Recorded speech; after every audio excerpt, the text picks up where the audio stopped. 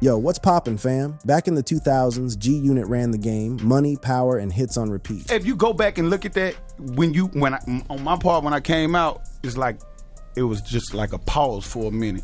Soak it up. And I'm like, bruh, this what I've been missing all this. But fame turned friends into foes, loyalty into lawsuits, and the empire. But the Buck situation, I was really thinking that something real fell out. Or what was it? What was the thing? It crumbled from the inside out. So what really tore the unit apart? Let's break it down, street style. The bloody breakup and failed comebacks that killed G Unit. Real talk, G Unit's downfall didn't happen overnight. It was a slow-motion train wreck fueled by ego, money problems, and loyalty tests that nobody could pass. We're talking about a crew that sold over 20 million albums worldwide, only to implode because 50 Cent ran it like a military operation, where questioning the general got you court-martialed on Hot 97. Let me take you through the bloodiest chapters of their collapse, starting with the beef that changed everything. The game's expulsion in 2005 was the first domino to fall, and it fell hard. Picture this, February 28, 2005, at Hot 97 with Funkmaster Flex. 50 Cent, flanked by Lloyd Banks and Tony Yayo, goes off on the game for collaborating with Fat Joe and Jadakiss. Cat's 50 was beefing with Heavy. 50 literally said on air, he thinks he's doing me a favor when he says G Unit in his songs. Then he dropped the bomb, claimed he ghost wrote 6 tracks on the documentary without credit. The Game, who was outside listening, rushed in with his squad, and shots rang out in the lobby. A 24-year-old named Kevin Reed caught one in the leg. NYPD locked down the station, helicopters circling like it was a war zone. The Game reflected years later. The next time you heard of me and 50 anything was having a shootout at Hot 97 in the snow. I had on Converse running in the snow. What? I must have slipped 80 times trying to get to the Escalade. We was busting real bullets. One of my homies got hit. He's still alive, and in jail. But yeah, man, like we was shooting, they was shooting. It was crazy. Me and 50 stared each other's in the eyes with guns drawn.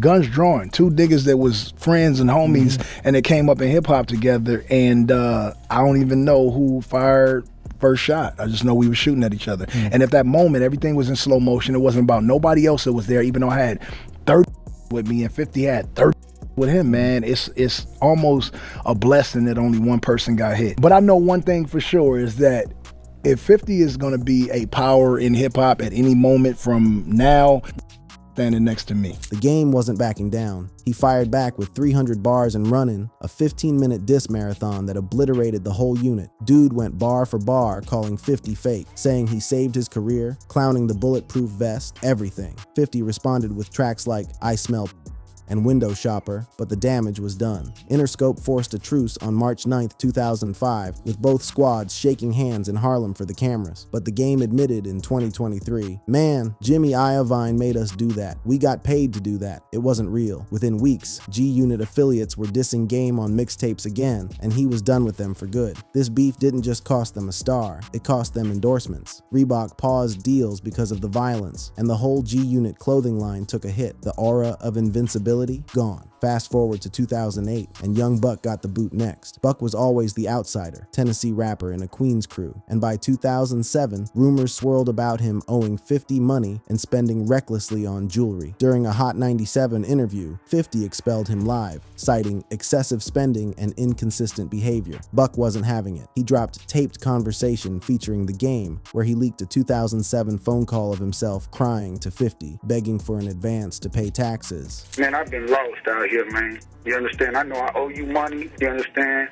I mean, for me paying you back, it's always been on. I should have really been. There's no excuse I can honestly say about me borrowing you the money that I owe you and should have not paying you back. 50 had weaponized that tape to embarrass him publicly. In the track, Buck rapped, "You loaned me money, then leaked my pain to clown me. I'm done being your pawn." But 50 doubled down, claiming Buck owed him $300,000 and even started making transphobic jabs about Buck allegedly dating a trans woman. 50 tweeted in 2019, "I gave this fool the money, man. He spent it. I paid his taxes, all his legal fees. Then he got caught with a tranny and said, f you 50. No, f you punk ass."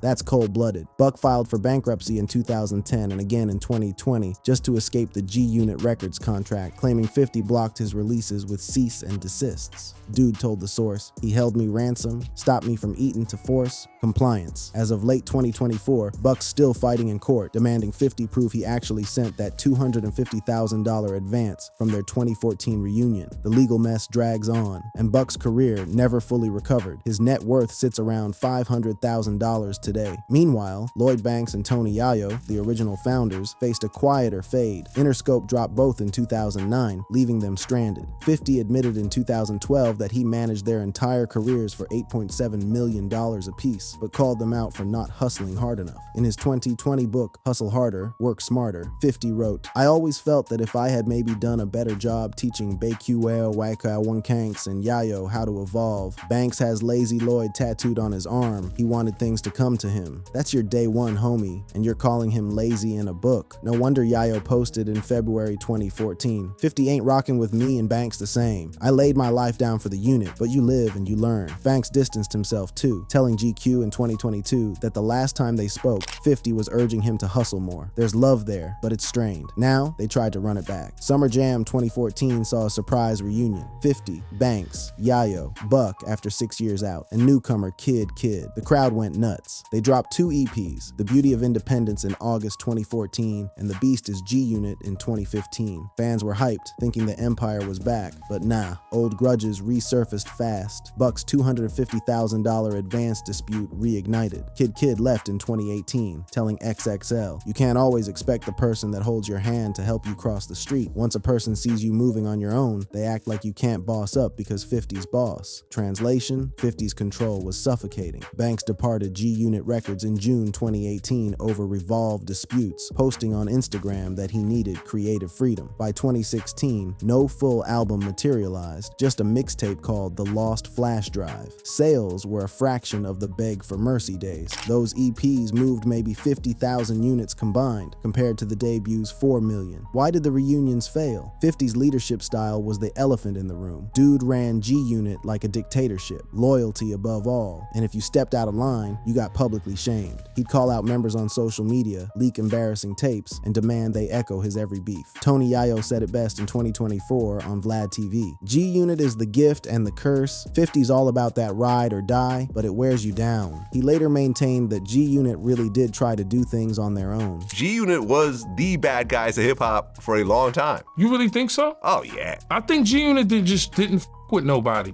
We came in the game and we didn't really nobody, like 50 didn't. The man even admitted in 2020 on Who Kid's show that he forced the G-Unit album against label resistance, and while it shifted New York hip-hop, the members weren't prepared for longevity. That paternalistic approach, treating grown men like employees instead of equals, bred resentment. Reddit threads from 2023 point out that Banks clashed because he was good with enough while 50 wanted more. Banks just wanted to rap, 50 wanted billionaires. That gap couldn't close. Financial disputes also poisoned the well. Buck's bankruptcy filings turned reunions into audits, with lawyers present instead of vibes. And the industry had changed. Streaming favored solo artists over group dynamics. By 2016, 50 was deep into Power on Stars, making more money from TV than music. He told The Breakfast Club in 2022, "I'm done carrying them. There won't be another G-Unit album. My back hurt. That was it. No more group projects." As of October 2025, Buck's still open to reconciliation, telling Steve-O, "Why discredit my name with false narratives?" But 50's silence is deafening. Fans on X dream about one more run, posting polls like, "Would you support a G-Unit reunion?" with thousands of likes. But history says loyalty to the general came at too steep a price. The unit's dead, and 50 Cent made sure of it. So that's how the mighty fell. Egos, beefs, and a leader who confused control with care. But before the fall, there was the rise. And that story, even crazier.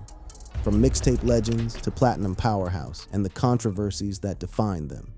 Let's rewind to when G-Unit was untouchable, when they had the game in a chokehold so tight that everybody wanted in. Their formation traces back to 2000 in South Jamaica, Queens, where 50 Cent, Lloyd Banks, and Tony Yayo grew up dodging bullets and poverty. By the late 90s, 50 was already making noise with his 1999 single, How to Rob, a track where he dissed half the industry just for laughs. Columbia Records signed him, but then May 24th, 2000 happened. 50 got shot 9 times outside his grandmother's crib. Doctors said he shouldn't have survived. Columbia dropped him faster than you can say liability. But 50 flipped that tragedy into motivation. In his 2005 memoir, From Pieces to Weight, he wrote, "I took 9 bullets. It made me hungrier." That near-death experience became G-Unit's origin myth, the bulletproof boss who cheated death. From 2000 to 2002, 50, Banks, and Yayo built their rep through mixtapes with DJ Whoo Kid. We're talking 50 Cent Is the Future in June 2002, No Mercy, No Fear in August, and God's Plan in November. These tapes weren't just music, they were weapons. Tracks like Wanksta showcased 50's wit and Banks' punchlines, while Yayo held it down despite facing legal heat. They sold these joints out of trunks for $5 a pop, flooding New York streets and racking up millions in unofficial circulation. 50 told XXL in 2003, "I was out there selling tapes out the trunk, $5 a pop, while I was still healing from the bullets." That's gangster entrepreneurship at its finest. The buzz reached Eminem in 2002 through a lawyer's office, and M immediately called Dr. Dre. They signed 50 to Shady Aftermath Interscope for $1 million,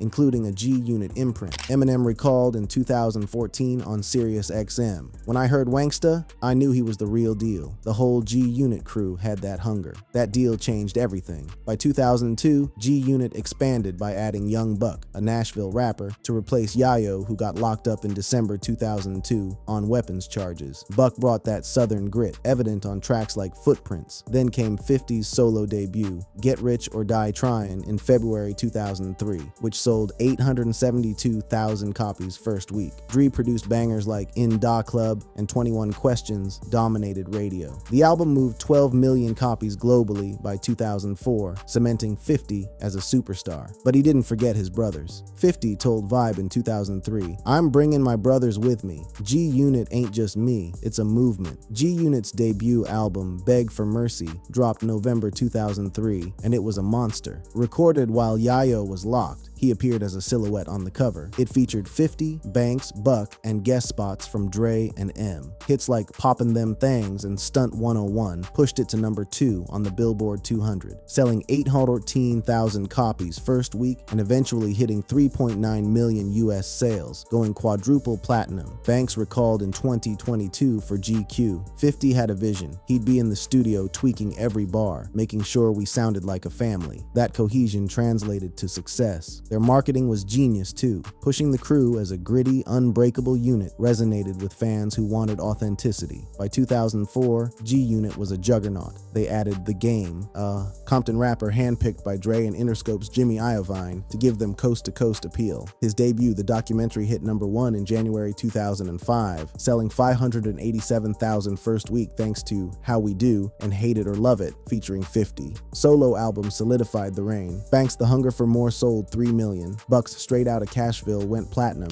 and Yayo's Thoughts of a Predicate Felon debuted at number 2 with 215,000 copies. 50's Sophomore the Massacre moved 1.1 million first week in March 2005. They were unstoppable. But it wasn't just music. In 2003, 50 partnered with Mark Echo for G-Unit clothing, launching sneakers, hoodies, and tees that grossed $20 million annually at their peak. A Reebok deal for G-Unit sneakers in 2004 rivaled Jay-Z's S. Carter line. 50's vitamin water endorsement sold to Coca-Cola for $100 million in 2007, showcasing his business mind. DJ Whoo Kid told Complex in 2017, 50 turned us into a machine, music, clothes, everything. He was thinking 10 steps ahead. By 2005, G-Unit's influence reshaped hip-hop fashion, with fans rocking G-Unit tanks from New York to LA. They dominated award shows too. 50 won Best New Artist at the 2003 BET Awards, and G-Unit nabbed Best Group at the 2004 Source Awards. But with success came controversies that fueled their outlaw image while planting seeds of chaos. First up, Tony Yayo's incarceration.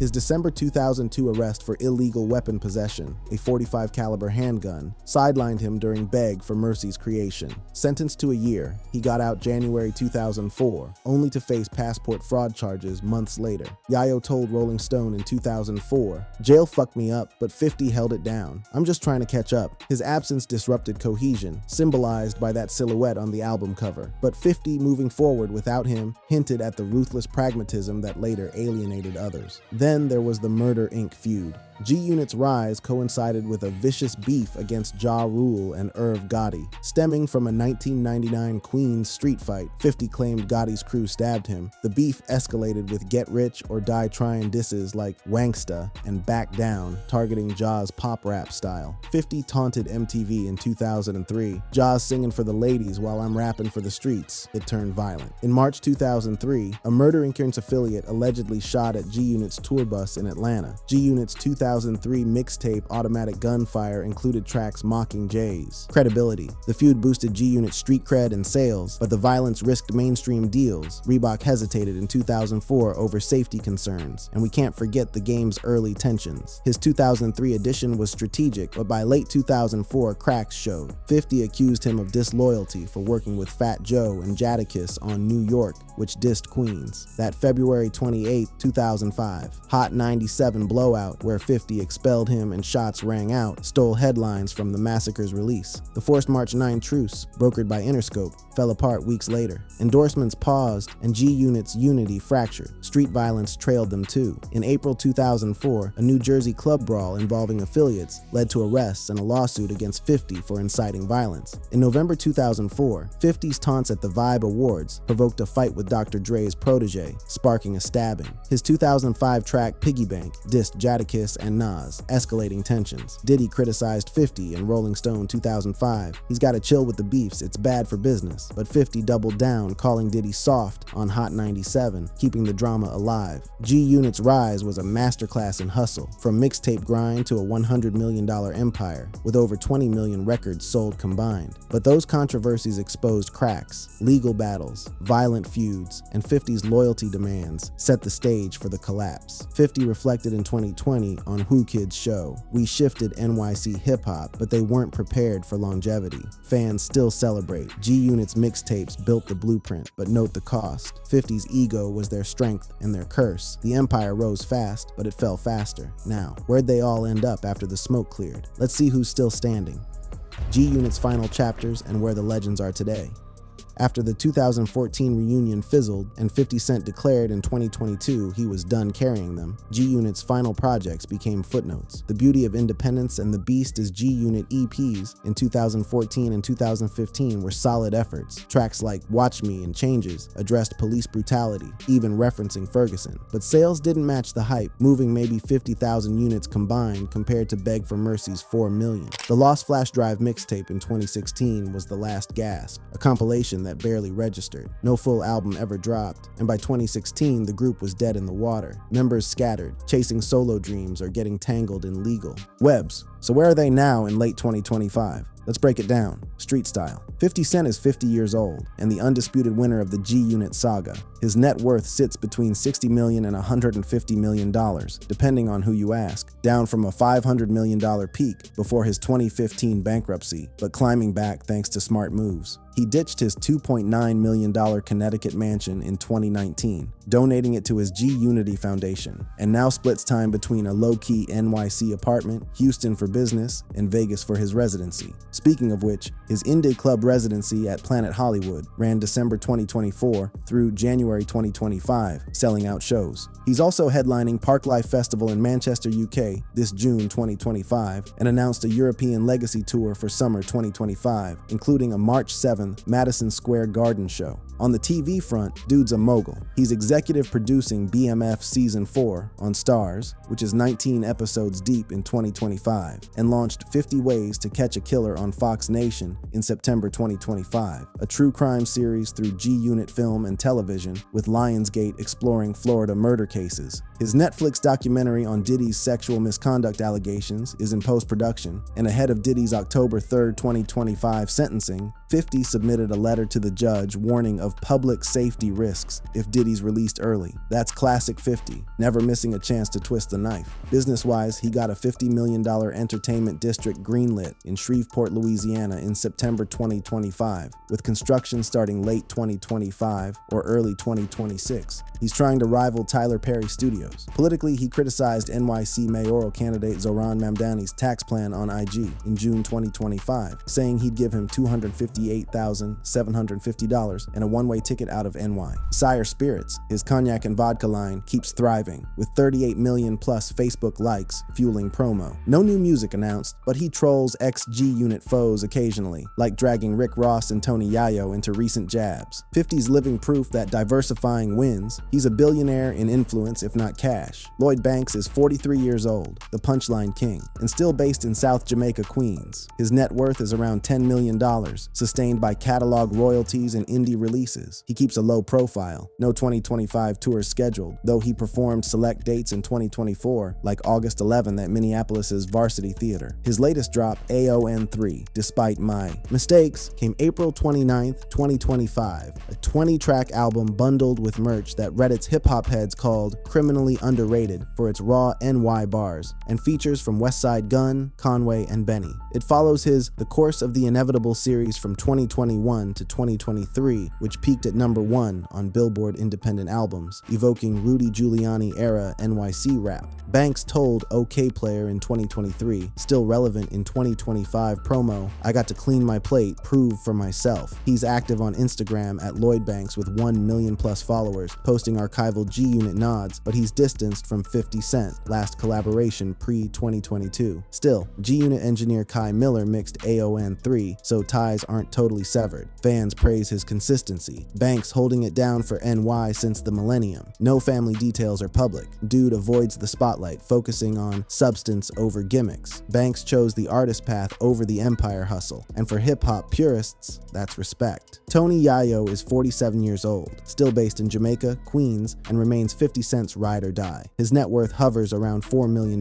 bolstered by G Unit residuals and side hustles. No solo tours in 2025, but he's on 50's legacy tour. His last major drop was The Loyal mixtape on February 10th, 2023, his first in 18 years, and no 2025 music yet. But he's touring Cannabis with Real Strain Gang, Green Label X, Indoor.NYC, and Stearns for Life, posting October 8th, 2025 on Facebook with 141 reactions. Acting-wise, he had a role in Last Vegas in 2013 and says he's open to more. Beefs keep him relevant too. In October 2025, he trolled Jim Jones with a Max B clip after Jones defended Memphis Bleak against Yayo's club Shay. Shay claimed that Jay-Z doesn't look out like 50 does for him. On Diddy's 50-month Mann Act sentence, Yayo told Complex in October 9th, 2025 interview, "He'll be good, still got money, go chill on an island." In September 2025, he admitted to Hot New Hip Hop that 50's work ethic would drive me crazy, contrasting his own relaxed vibe.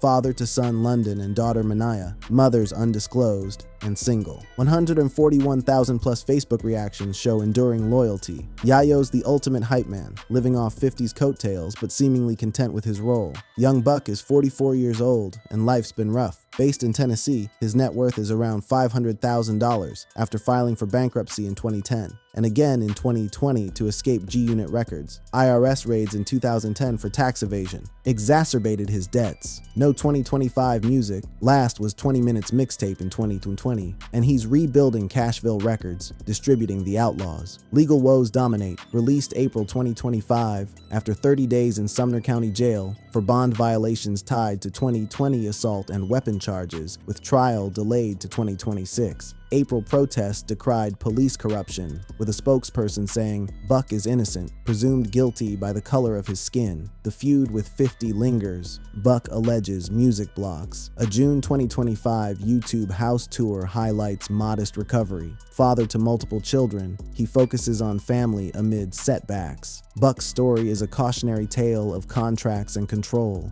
Dudes still fighting to escape 50's shadow 2 decades later. The game is 45 years old. The Compton icon who thrived post-G-Unit. His net worth sits between $5 million and $10 million per Celebrity Net Worth and Stanger the Man, though he's facing a $4 million mansion sale in Calabasas to settle a sexual harassment judgment. No 2025 tours announced. His last full album was Drillmatic, Heart vs. Mind in 2022, which hit number 11 on Billboard. He's teasing Toolbox Theory, delayed from 2024, and the documentary 3 for January 18, 2025, the 20th anniversary of his debut. Collaborated with Dr. Dre on Missionary in 2024 and signed to Cash Money post Interscope in 2013. Feuds persist. 2024, IG taunts at 50 calling him fat ass rapper, still a bitch. And he told Billboard in May 2024, current rap beefs are watered down, blaming J. Cole. Father to 4, daughter Callie with Tiffany Cambridge, a teacher with master's degrees, and sons Harlem,